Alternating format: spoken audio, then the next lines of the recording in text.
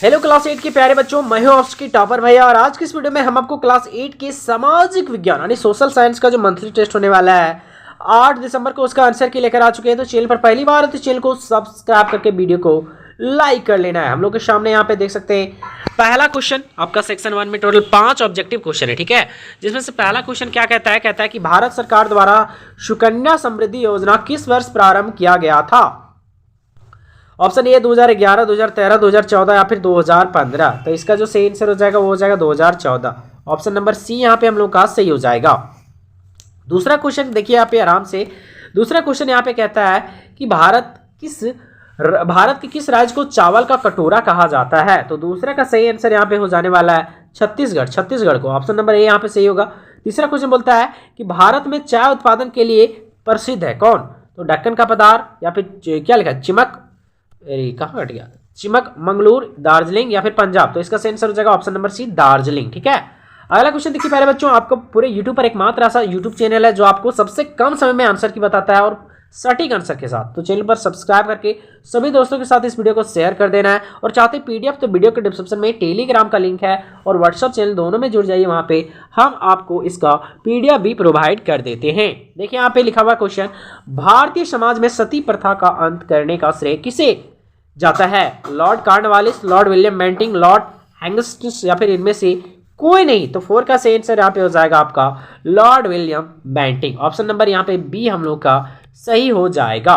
अगला क्वेश्चन देखिए 5वां नंबर क्वेश्चन बोलता है कि हिंदू विधवा पुनर्विवाह अधिनियम को किस वर्ष मान्यता दी गई थी। 1954, 55, 56 या फिर 58 को। तो 5वां का सही आंसर हो जाएगा यहाँ पे 1956। ऑप्शन नंबर सी हम लोग का सही होगा। अब आ जाते हैं सीधा सब्जेक्टिव क्वेश्चन पर। 2 क्वेश्चन है, ये 2-2 नंबर का है। सुकन्या समृद्धि योजना क्या है और ज्योतिबा राव फुले कौन थी। ये आपका 2-2 नंबर का है प्यारे बच्चों। अगला क्वेश्चन देखिए यहाँ पे 8वां नंबर क्वेश्चन कहता है कि निर्वाह कृषि और वाणिज्यिक कृषि में अंतर क्या है। नीचे आंसर भी बताने वाले, टेंशन नहीं लीजिएगा, ठीक है।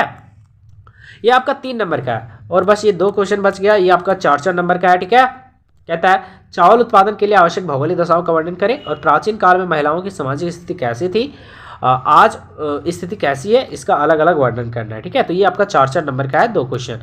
तो हम लोग आंसर पे आते हैं। सुकन्या समृद्धि योजना क्या है। 6ठा नंबर क्वेश्चन का आंसर क्या लिखेंगे सुकन्या समृद्धि योजना भारत सरकार द्वारा शुरू की गई एक बचत योजना है जिसका उद्देश्य बालिकाओं के भविष्य जैसे उसकी शिक्षा और विवाह के लिए धन संचय करना है और इसमें उच्च ब्याज दर और टैक्स से छूट मिलता है, ठीक है। अगला क्वेश्चन देखिए 7वां नंबर क्वेश्चन कि ज्योतिबा राव फुले कौन थे। तो लिखेंगे यहाँ पे कि ज्योतिबा राव फुले एक समाज सुधारक थे जिन्होंने स्त्री शिक्षा, बाल विवाह उन्मूलन और दलितों की शिक्षा के लिए अहम योगदान दिया। उन्होंने अपनी पत्नी सावित्रीबाई फुले के साथ मिलकर भारत में पहली कन्याशाला यानी कि स्कूलों, ये लड़कियों के लिए पढ़ने के लिए जो स्कूल होता है उसको खोला था, ठीक है। अगला देखिए 8वां नंबर क्वेश्चन बोलता है कि निर्वाह कृषि और वाणिज्यिक कृषि में अंतर क्या है। तो लिखेंगे निर्वाह कृषि और वाणिज्यिक कृषि के बीच निम्नलिखित अंतर है। इधर है निर्वाह कृषि, इधर है वाणिज्यिक कृषि। तो देखेंगे दोनों में अंतर हम लोग लिखेंगे। पहला अंतर देखिए यहाँ पे, पहला उद्देश्य में अंतर लिखते हैं, अभी ये नहीं लिखिएगा चलेगा। पहला कि परिवार की आवश्यकताओं को पूरा करता है निर्वाह कृषि, जबकि वाणिज्यिक कृषि बाजार में बेचकर अधिक लाभ कमाना होता है, ठीक है। निर्वाह कृषि का दूसरा लिखेंगे कि छोटे खेतों में की जाती है जबकि वाणिज्यिक कृषि बड़े खेतों में की जाती है। तीसरा, निर्वाह कृषि में कम उत्पादन होता है जबकि वाणिज्यिक कृषि में अधिक उत्पादन होता है। चौथा, ये पारंपरिक साधनों जैसे हल वगैरह का यूज करते हैं हम लोग, जबकि वाणिज्यिक कृषि जो आधुनिक मशीनों और तकनीकों जैसे ट्रैक्टर वगैरह से हम लोग जुताई वगैरह करते हैं, ठीक है। अगला देखिए यहाँ पे 5वां लिखेंगे तो जो आपका है इसमें से विविध मिश्रित फसलें उगाई जाती है जबकि इसमें से एक ही प्रकार की फसलें उगाई जाती है वाणिज्यिक कृषि में, जबकि यहाँ पे इसमें परिवार के श्रम का उपयोग किया जाता है जबकि इसमें से मजदूरों द्वारा काम किया जाता है। बस ये 6 श्रम, कोई भी 4 एग्जाम्पल लिखिएगा चलेगा, 4 अंतर। 9वां नंबर क्वेश्चन देखिए कहता है कि चावल उत्पादन के लिए आवश्यक भौगोलिक दशाओं का वर्णन करें। तो लिखेंगे यहाँ पे कि ये वैसे देखिए आप लोगों का अभी तो ऑब्जेक्टिव एग्जाम होगा तो टेंशन लेना नहीं है, लेकिन सब्जेक्टिव होता तो ये बहुत ज़्यादा इंपॉर्टेंट था। तो लिखेंगे चावल उत्पादन के लिए लिखित भौगोलिक दशाओं की आवश्यकता होती है। पहला, जलवायु। तो गर्म और आर्द्र जलवायु की आवश्यकता होती है जो तापमान 20 डिग्री से 35 डिग्री सेल्सियस चावल के लिए उपयुक्त है, ठीक है। अगला देखिए यहाँ पे लिखेंगे वर्षा।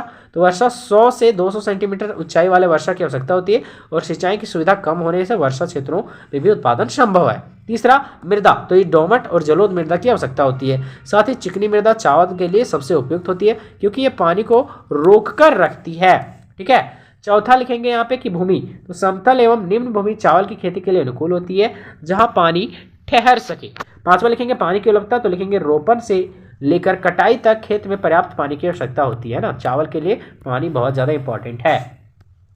लास्ट क्वेश्चन का आंसर लिखेंगे प्राचीन काल में महिलाओं की सामाजिक स्थिति कैसी थी और आज कैसी है वर्णन करना है। तो लिखेंगे प्राचीन काल में महिलाओं की सामाजिक स्थिति कैसी थी। तो यहाँ पे लिखेंगे पहला कि प्राचीन काल में महिलाओं को समाज में सम्मानजनक स्थान प्राप्त था, है ना।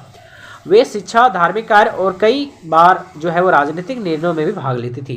गृह कार्य और संतान पालन उसकी प्रमुख भूमिकाएं मानी जाती थी पहले, है ना। चौथा लिखेंगे कि कई स्थानों पर महिलाओं पर सामाजिक प्रतिबंध भी थे, जैसे विवाह, स्वतंत्र निर्णय आदि पर नियंत्रण। ठीक है। और यहाँ पे आज की स्थिति क्या है, तो लिखेंगे आज महिलाएं शिक्षा, नौकरी, विज्ञान, खेल, राजनीति आदि सभी क्षेत्रों में सक्रिय रूप से भाग ले रही है। दूसरा लिखेंगे महिलाओं के लिए अधिकार, समानता और सुरक्षा के लिए कानून बनाया गया है। तीसरा लिखेंगे यहाँ पे कि आज उन्हें अपने जीवन के बारे में स्वतंत्र निर्णय लेने के लिए अधिकार प्राप्त है। और लास्ट में लिखेंगे समाज में महिलाओं की भूमिका और महत्व पहले की तुलना में काफी अधिक बढ़ गया। ठीक है। तो इतना आंसर लिखना है। कैसा लगा वीडियो कमेंट में बताना है और सभी दोस्तों के साथ वीडियो को शेयर करना है और अपनी तैयारी को बेहतरीन करना है। ठीक है प्यारे दोस्तों, मिलते हैं फिर से हम लोग नेक्स्ट मंथ नए मंथली टेस्ट के आंसर की के साथ।